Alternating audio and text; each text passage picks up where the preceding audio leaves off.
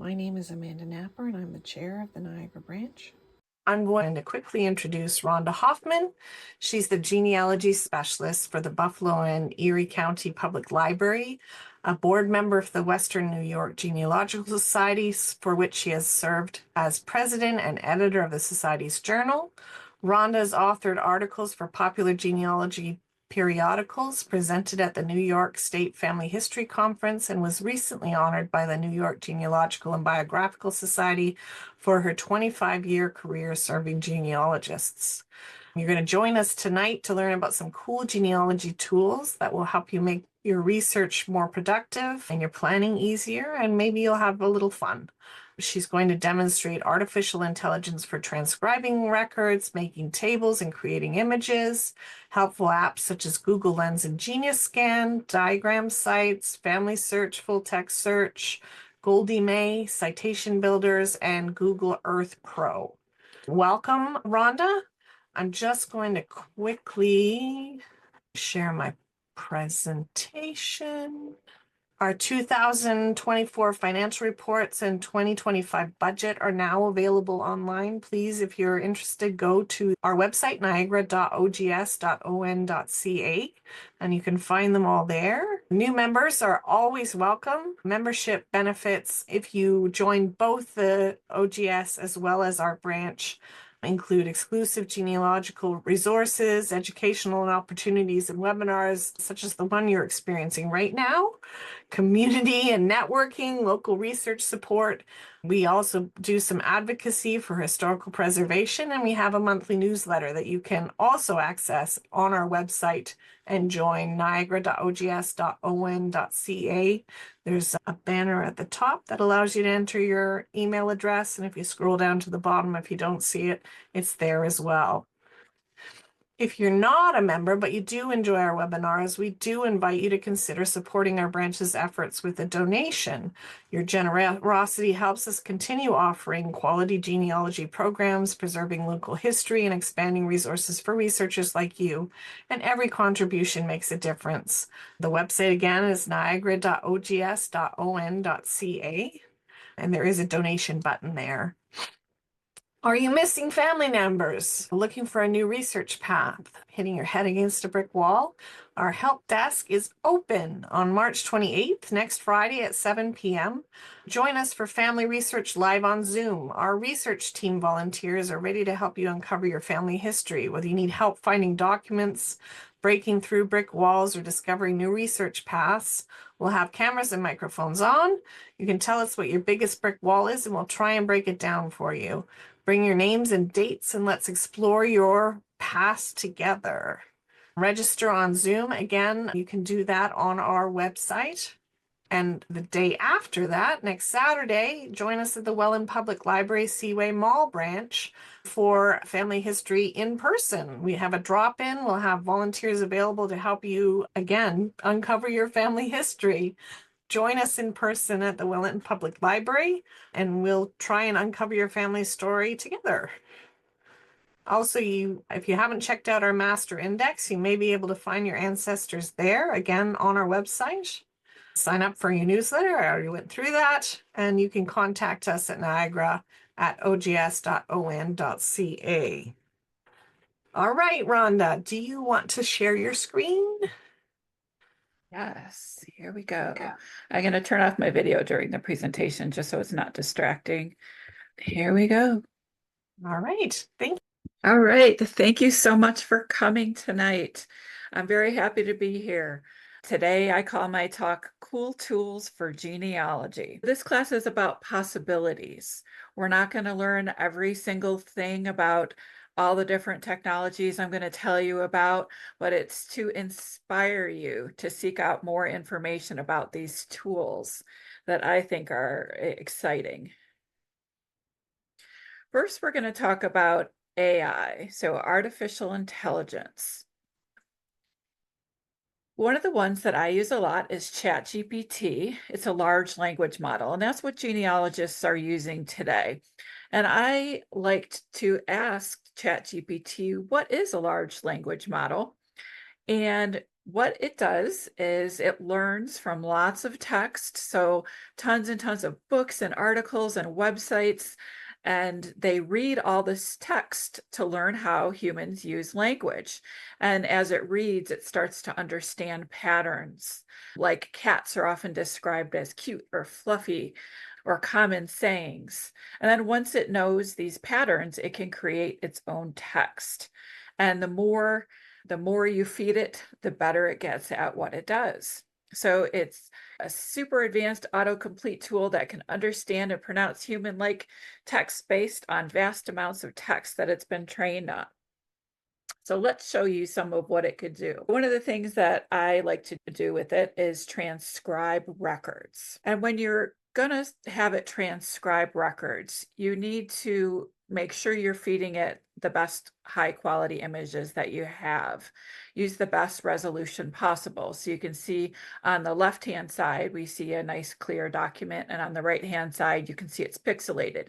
You don't want to give it something pixelated because then it will have a hard time reading the document. You also want to adjust the dark, low contrast items. You want to try to make it brighter like the one on the bottom so there's more contrast. And if you can't read the handwriting, it's unlikely that AI can read the handwriting. Of course, AI keeps improving. Hopefully one day it can read this kind of old German script that to me it looks like shorthand. But right now, if you can't read it, AI probably can't read it. One that I like to use a lot is called Transcribus.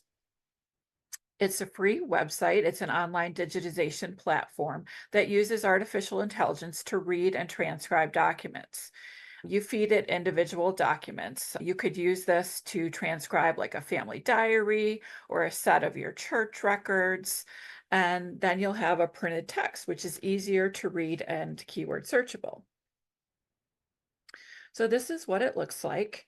And what you do, it's very simple, is first you want to choose the language of the document. You can see that there are numerous languages that you can use it to transcribe. Then you just simply click select a file. And as soon as you upload the file, it'll start transcribing it. So you can see on the right, it's transcribed the document. And what's neat about this one is you can see to the left, if you move your mouse over the document that was transcribed, you can see it puts a box. Like if you're hovering over a line, it puts like a box or circle around it. And then over to the right-hand side, you can see how it's grayed out. So you can compare them side by side to see how it did in the transcribing. And probably you're already noticing some errors on this document. So what I like to do is when I use Transcribus, I will use then ChatGPT or another large language model to correct the misspellings. And this is a more simple prompt that you can use. And usually what I do is I give it a role. So I say, act as a professional proofreader. Correct the misspellings in this text. Leave the line returns as they are in the text. Keep punctuation and capitalization as it is in the text. And then I like to tell it, what kind of document this is. The text is from a U.S. Civil War diary. And you can see the document to the left. In the middle is what Transcribus did. And then to the right is what ChatGPT did. And it did make a couple of errors. You can see to the right, there's a couple things underlined in red that it got incorrect. But if you look at the middle column, everything that's underlined in red, that's what it got wrong. And if you look over to the right, it definitely cleaned some things up. And I was really impressed with one of the things that's circled in green, the first one. It has a location, and Transcribus put Albany, Alvany, and it was able to accurately figure out what that location was, Albany, Virginia. And way down at the bottom, it has the word May, and it even knew whether it was May the month or May, just the general word May. I'm really impressed with how it understands language. Now I fed that document to ChatGPT. So act as a professional transcriber. transcriptionist. Transcribe this page. Leave the line returns as they are in the document. Keep punctuation and capitalization as it is in the document. And the page is from a U.S. Civil War diary. This is how, in the middle, this is how ChatGPT transcribed this document. To the left, again, is transcribus. So the red writing is where there are errors. And so you can see the differences. Each one of these different tools gets things right and gets things wrong.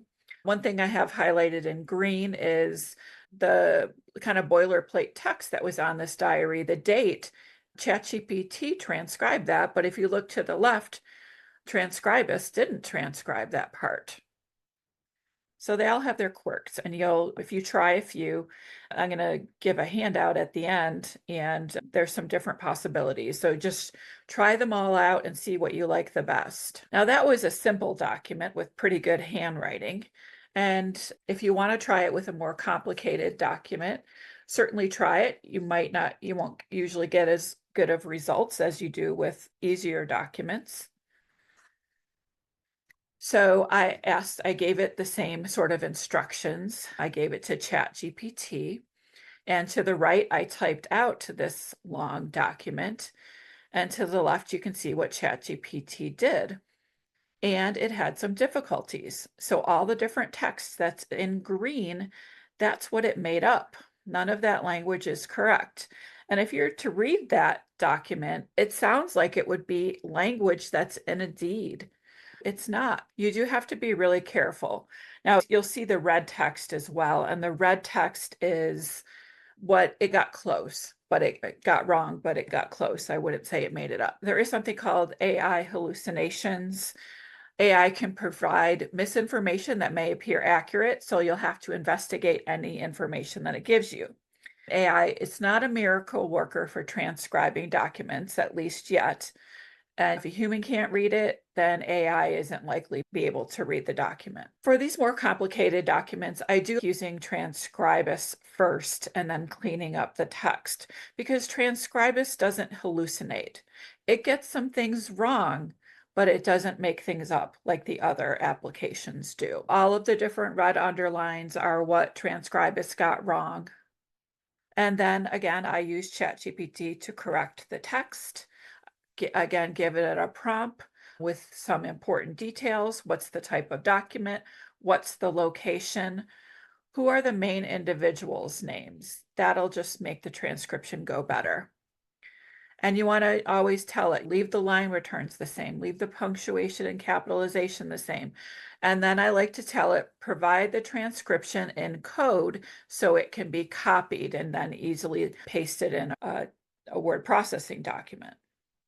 So it did transcribe it. Usually when it puts things in code, it'll look a little bit different, and you can see where there's the copy button. So you can just copy that and paste it into a document. And so one thing that I like to do is you want to double check it. You want it to be exactly as is in the original document. So I paste it into Word, and so a lot of people will have two screens for their computer. So you can view different documents on different screens. But if you don't, there's a keyboard trick that you can do. So you can see the transcription side by side. You can split your screen if you want to compare the transcribed document to the original document. So you paste it into a Word document, keep that document open, and then you open the image that was transcribed. This is for a Windows-based computer. You hit Windows and Z to split the screen. It'll give you different configurations, how you want the screen broken up. You could keep 4 different screens open at the same time if you want to. And then you choose the side for the first document, and then the next document, you just click it and it'll open side by side. And ChatGPT did a great job cleaning up the text. The things that are in yellow, those are things that I had to correct. But otherwise, it was as in the original document. Another thing that I like to do with AI is to extract data and put it into a table. You could do this with a printed document. You could do it with a handwritten document.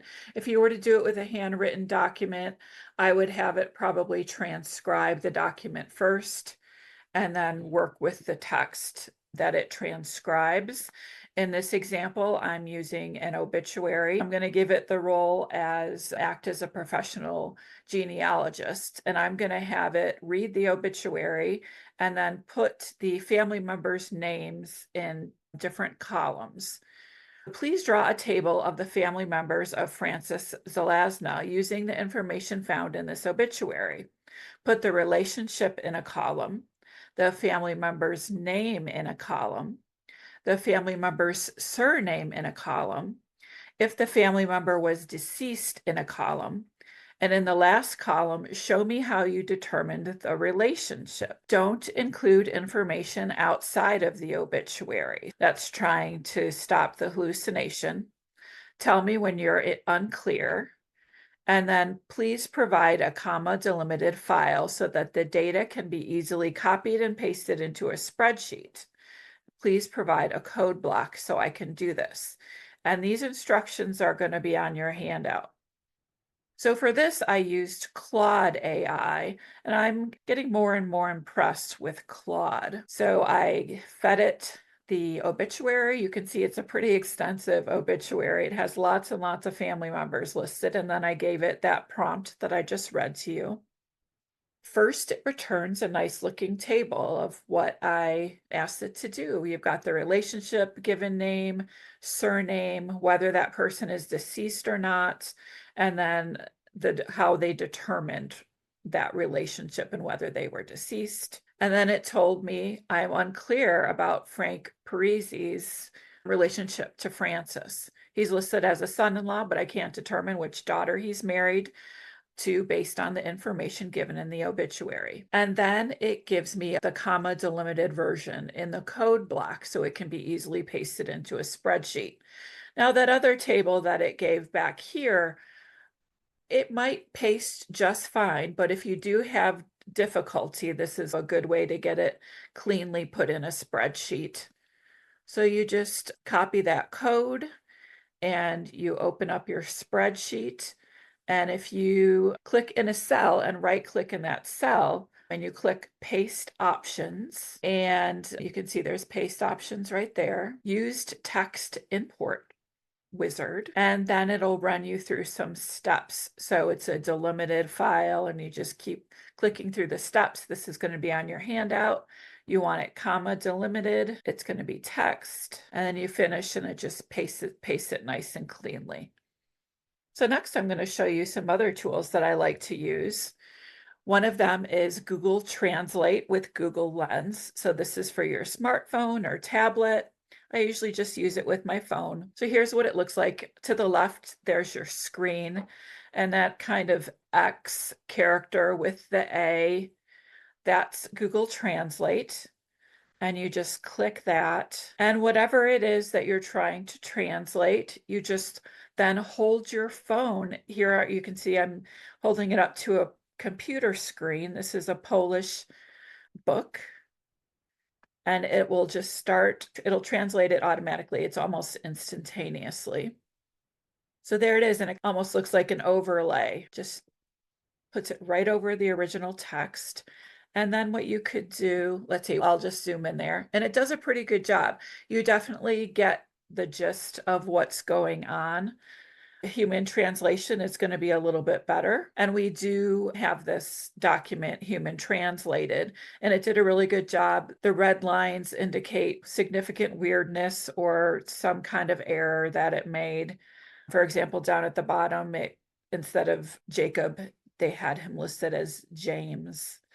But most of it is accurate. So I think it's good. It's a good tool if you're in an archive and you want to get an idea of, is this good information about my ancestor? What exactly kind of information is it giving me? And then once you have that, if there's a translate button, if you hit the translate button on your phone, it'll show the translation. It'll open up in the middle screen there. It has the translated text there.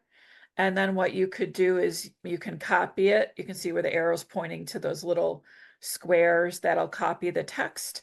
And then you could paste it. For example, I was pasting it here over to the right into a note, but you could also paste that text into an email and send it to yourself.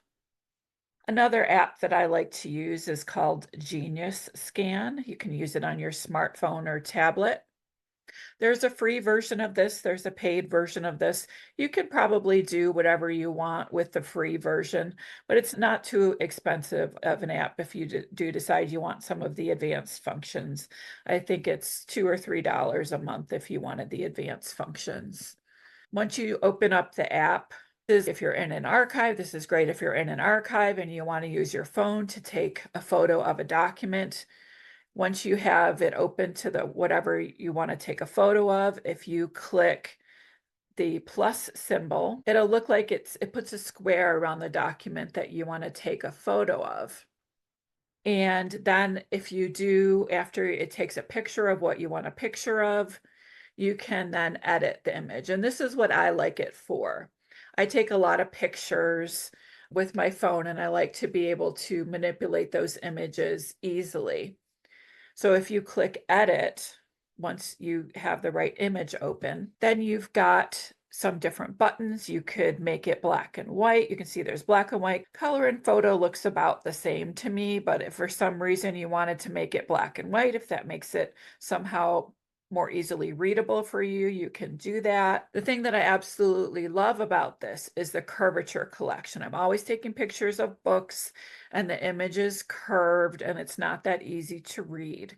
So you just simply turn that button, you click that button, and when it's green, then it's gonna fix the curve of the document. So you can see to the left, it's slanted, and to the right, it flattens that out nicely. So that's what I love about this. With the free version, it will let you then upload this document and email it to yourself. Then the paid version allows you to upload it to like Google Drive or Dropbox or some other programs as well. You can move around the order of the documents. Like a lot of times I'll take multiple pictures in one book or something and I want that kept all together.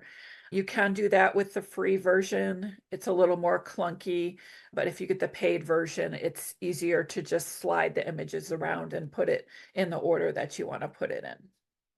Next, Google Earth Pro. This is something fun to play with. This is free, but you do have to download it onto your computer. You do want to check to make sure your computer is compatible with it. If you've got a really older computer, it might not work as well. My last computer, it was slow, but my newer computer, it works really well. So Google Earth Pro, it's a virtual globe with high resolution satellites and aerial imageries. Like I said, it's free. It's a desktop application. It's available for PC, Mac, and Linux. There's different things that you can do. This is fun. You can get a little bit creative. You can even work on projects with your family. So one thing that you can do, which you probably expected, is you could virtually visit an ancestor's homeland. So I have some little videos that I'm going to show you to demonstrate what can be done. So up in the left, you can see I'm putting in a location in Germany I'm putting in here, and it will just zoom down to that location. And you can see over to the right, you can get in closer. And if you want to get down to street level, you're going to pull that little orange guy and put it wherever you want to put it in that town, and it'll zoom down. And you could wander around the streets. I'm sure you guys have used Google to view the street views. The next thing you can do that a lot of people are interested in are map overlays. Let me go ahead and press play. I'm going to zoom down to the location of my map, which is Grand Island, New York. And this is all manual. There's no magic button. So you have to have a map downloaded onto your computer of that location, and then you just upload it, and then you move it around to make the overlay. And what I'm showing here is transparency, and that's how you can see how you have it lined up if you have to move it around.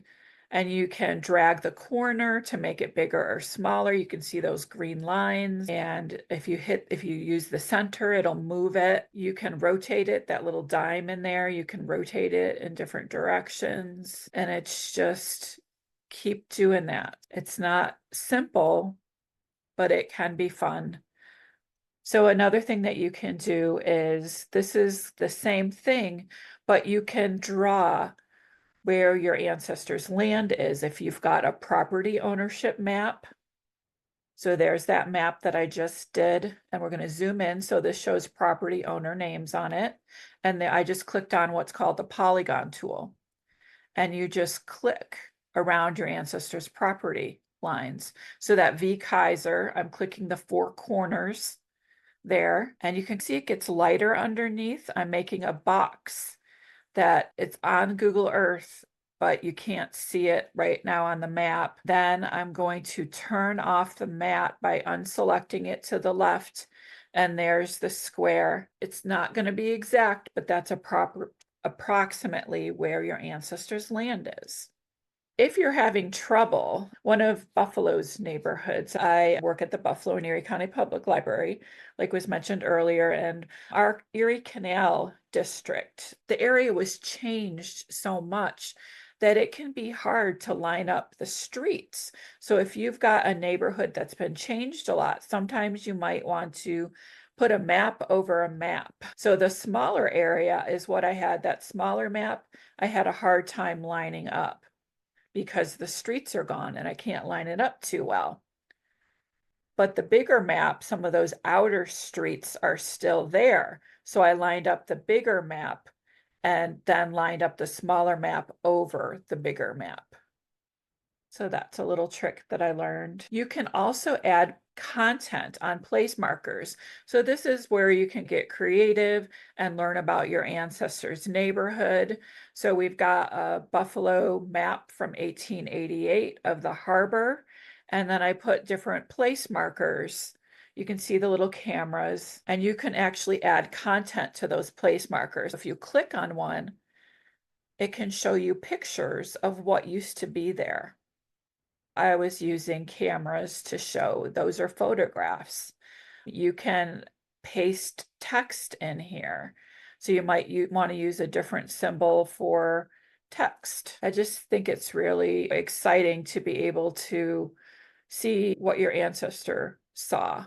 And you can see I made a little buffalo there. You can change the style of the markers that you use.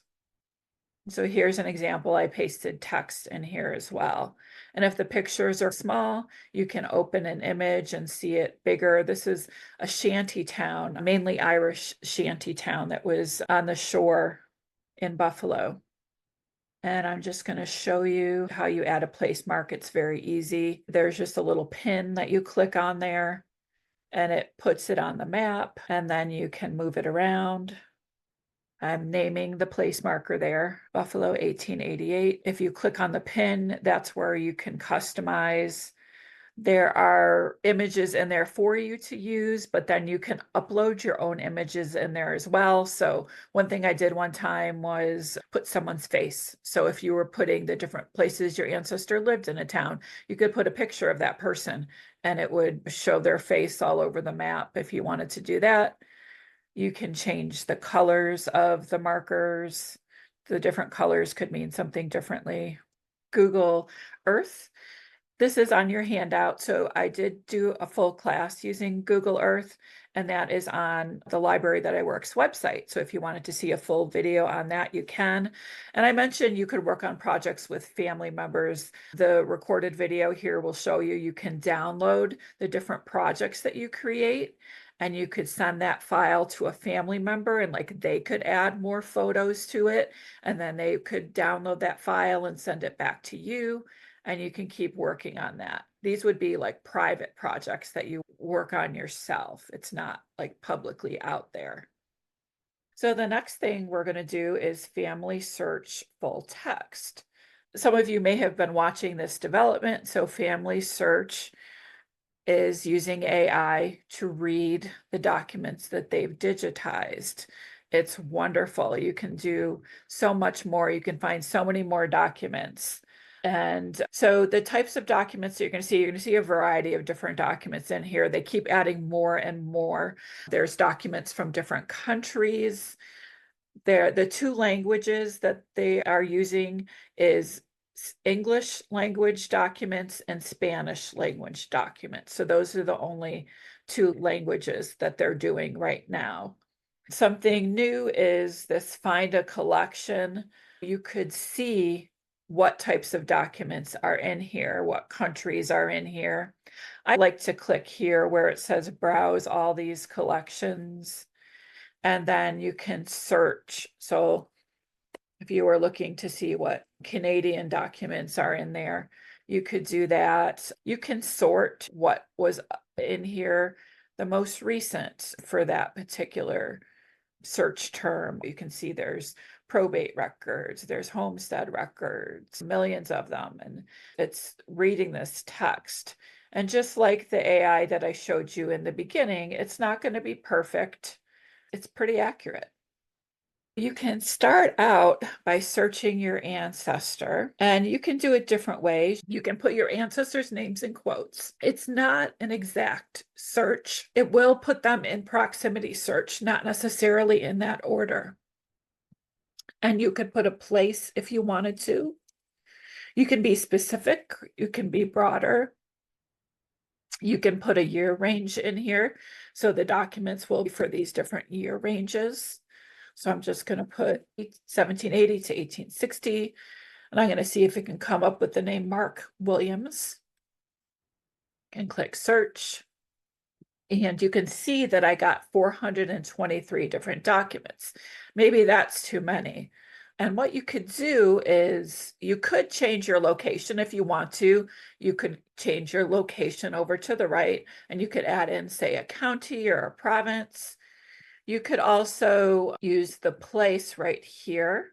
So if I wanted United States, and then you could choose a particular state, and it breaks it down even further. So I could choose a county, and these folks were from Hampshire County. And you could break it down a little further, but I'm going to leave it like that and just hit apply. There's 98 different results here. You could also choose a record type. So, if there's certain things you're just not interested in, or maybe there's something that you want to focus on first. So maybe I want to see vital records first. You can hit vital records and hit apply. And we've got a few different vital records. So if I select this one right here, you could click there, or you could click the image and it'll open it up. And I like how it highlights where it's seeing the terms that you input. So it's searching for Massachusetts, and it's searching for the name. And those things have to appear on the same image for you to get a result. I'm going to zoom in, and you can see this is supposed to be a vital record. And there's the Mark Williams I was searching for. And it turns out that this is a marriage. So he is a witness to the marriage of Charles Williams and Mary Prentice. And that's one of the great things about the full text is usually these are indexed by the bride and groom name, but not the witness name. So this is what I love about the full text search is this is my ancestor, and I don't know who his family members are. I know who his children are, but I don't know who his brothers and sisters and cousins and parents are. So maybe Charles Williams is a brother or a cousin, or maybe that's his father in a remarriage. It also, over to the right, you can see the transcription of this page. And obviously there's a lot more information because there's multiple records on this one image. And you can copy it right here. You could paste that into a document if you wanted to. You can get a little summary if you want to. If this was in Spanish, I told you there were Spanish and English documents. If it was in Spanish, you could get a translation here as well. One of the things that you'll notice about full text is a lot of us are used to family search, and we've used certain record sets over and over. We know what they're called. But the full text kind of groups things together differently. And you might feel lost. What record set is this? Because it's not what I'm used to. And you might be like, how can I see if you're trying to create a genealogical citation? How do I even do that? What record set is this? If you look at citation here, If you click more, you can see it cites the full text. It doesn't quite give you all that information like about the government agency or whatever, wherever this came from, if it was a church record, the church, that kind of information. So what you can do is if you open up that citation and see this film number, image group number, you can copy that, or you can just click here and it'll copy that image group number. I'm going to go to family search, and you can go into the catalog, and the film fiche group number is what you want, and then you just paste that in there. And this is the record set here. This would be probably what you're used to seeing. And then you would just look for, that was the film number. You would look for the film number here if you wanted to get into it that way. And you could go back to your results and keep looking through those different groups. So I could take off that vital records, and I could go to the record type again, and maybe I want legal records. Maybe I want to focus on property records and then look through those. And so maybe I want to see if the gentleman, the other Williams person that was on that record was Charles Williams. Maybe I want to see, are there more documents with those names on there? So you could put both of those names. I usually put the one in a keyword field and the other in the name field. I feel like I get more accurate results that way. And then you could start looking through these.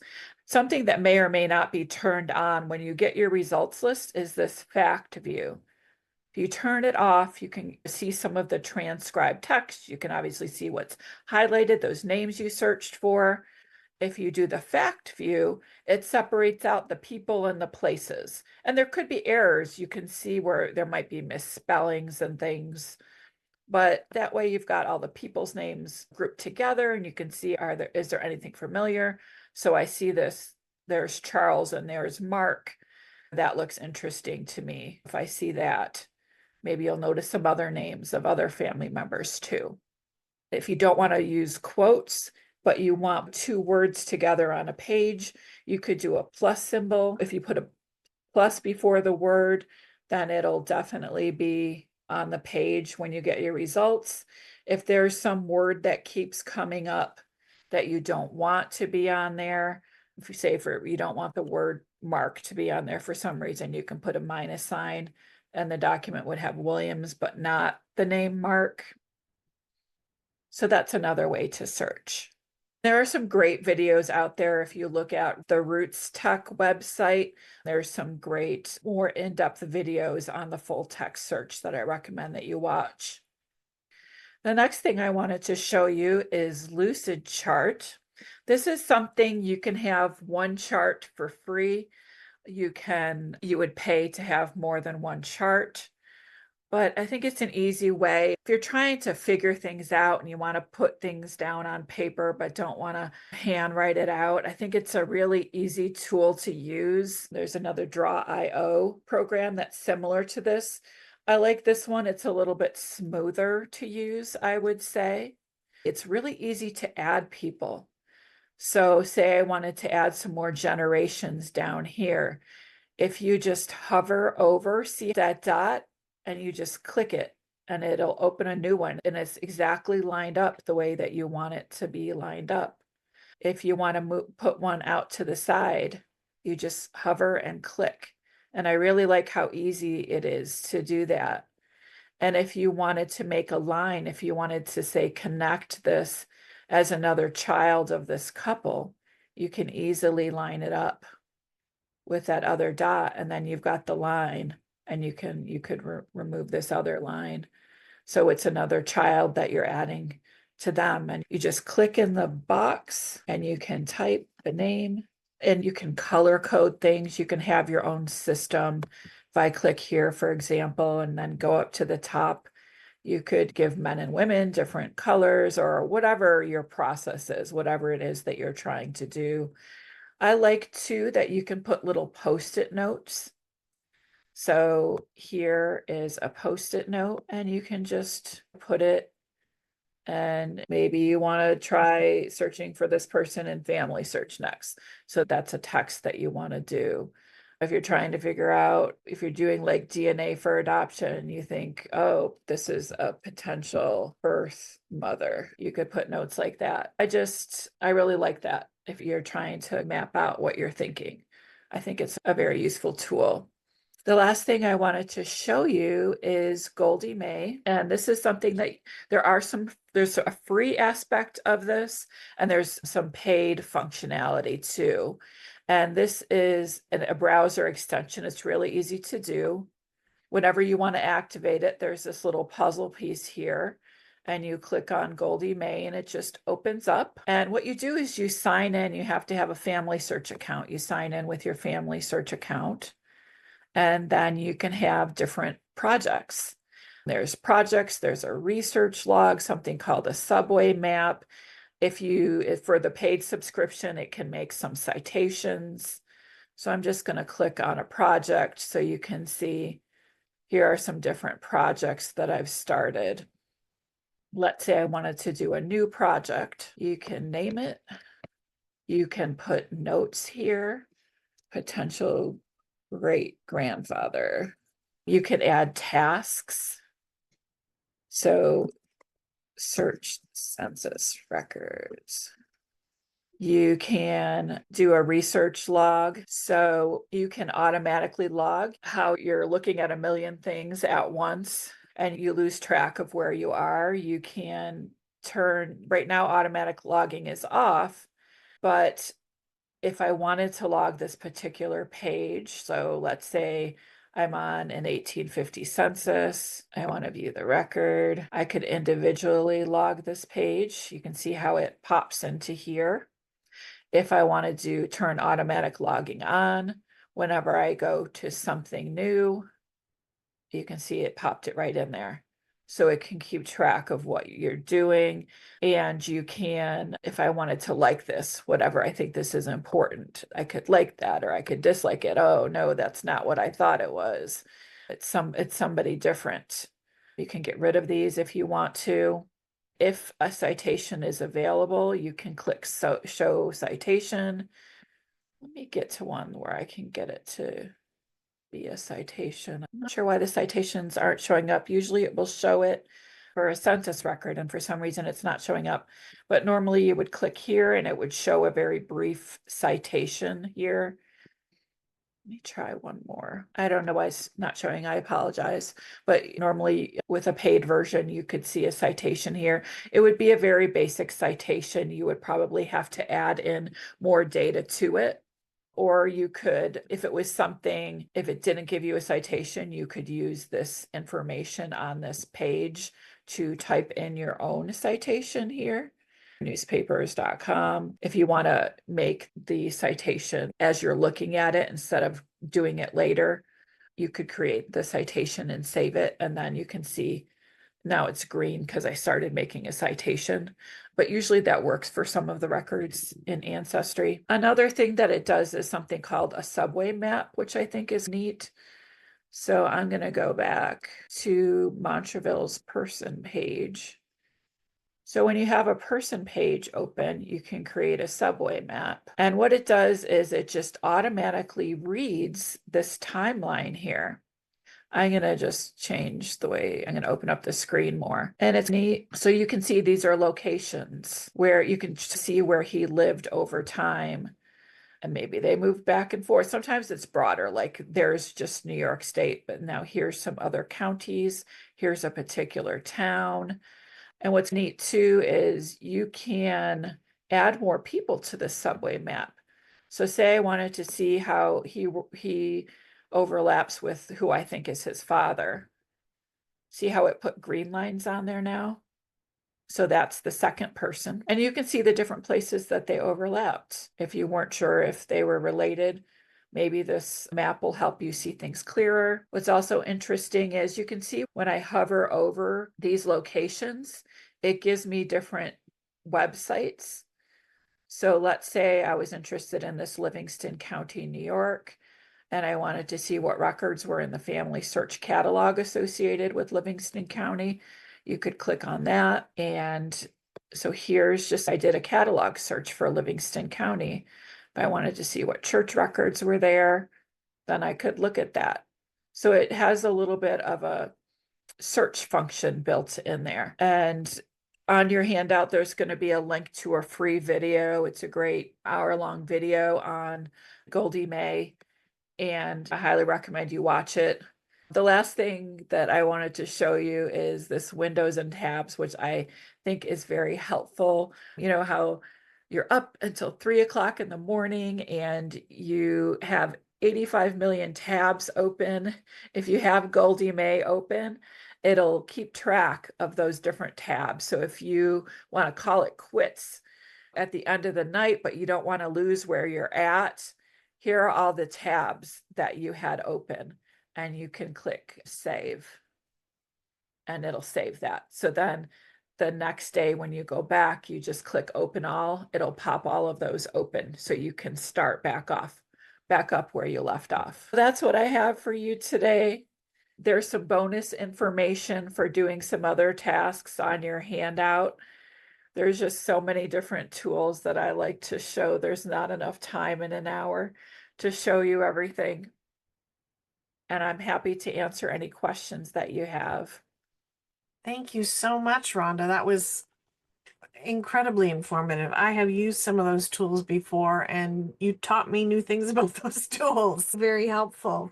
I did have a question, and I'm sorry it somehow got by me while you were talking about the Google Lens. Catherine wanted to know, she said sometimes the English gets superimposed on the original language.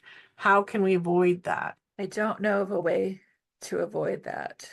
That's what it usually does, is it goes over that. I would just say just have the image separately so you can look at them side by side. Let me share my screen again. So when you're here and it does, put it over that, this is just another picture that I have side by side.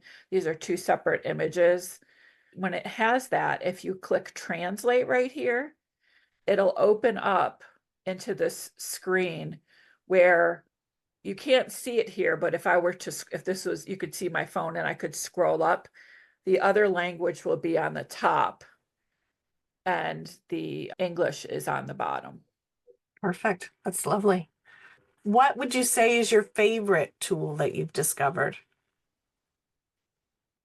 I like Family Search Full Text because it really helps find my ancestors. I love the transcribing. I love transcribing with AI because I don't like transcribing.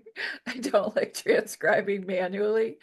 So I do love that. I like playing with Goldie May too. One of the other things that Goldie May has is sometimes I teach DNA classes and I want to keep my people in my results private. And it has, for the highest level of subscription, it will blur out the people's names. So you could teach a class and then it privatizes the names, or you can have it show their initials or like their first name or something like that. And I just used that for a class and it was really helpful. So I didn't have to keep taking screenshots of everything. I could actually show how I was doing things live. So that's pretty neat. And I just love the Goldie May saving all my tabs when I have 350 of them open at the same time. Yeah, I must admit, I've never used Goldie May or even heard of it, and Yeah. I am intrigued and certainly going to start using it very Yeah. soon. Oh, Michelle says librarians are amazing resources. Agreed. I wanted to be a librarian when I grew up, but didn't make it there. Maybe someday. And indispensable to the tech world. Oh, that was a question I had as well. Thank you, Bob. Bob wants to know if you were using the free chat GPT or the paid version. I've used both. I've done both. You can do that with the free version, but it will limit how many times you can do like the transcribing, or if you were to create an image, or it only lets you do that a few times before it says you've reached your limit for the day. But I did do that. I did do that for free. Perfect. Lorraine says she can't find Goldie May in Ancestry. So it's a separate product. You should be able to just Google search and do Goldie May. And why I had it next to Ancestry is it opens up a separate window that looks like it's attached to Ancestry, but it's really a separate window. Yes.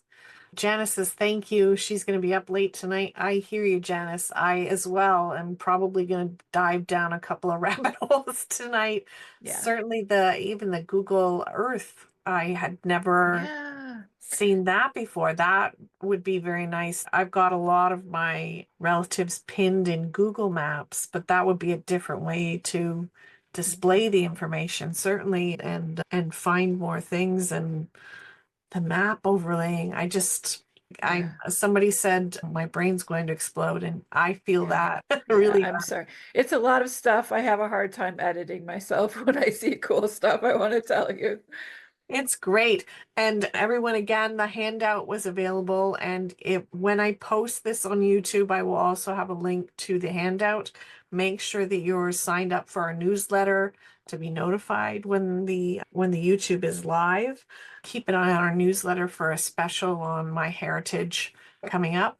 And as I said, keep an eye out for our newsletter, which will come probably on April Fool's Day. Thank you so much. I've loved being here with you guys tonight. And my email is on the handout. Feel free to email me. I love questions. So I'm a librarian. I'm a reference librarian through and through. I love corresponding with people. So please reach out if you have any questions. Perfect. Yes. Thank you so much for joining us and for such an informative chat. It's been wonderful to meet you and to listen to you this evening. I really appreciate it. All right, everybody, have a good night. We will see you again soon. Bye. Bye.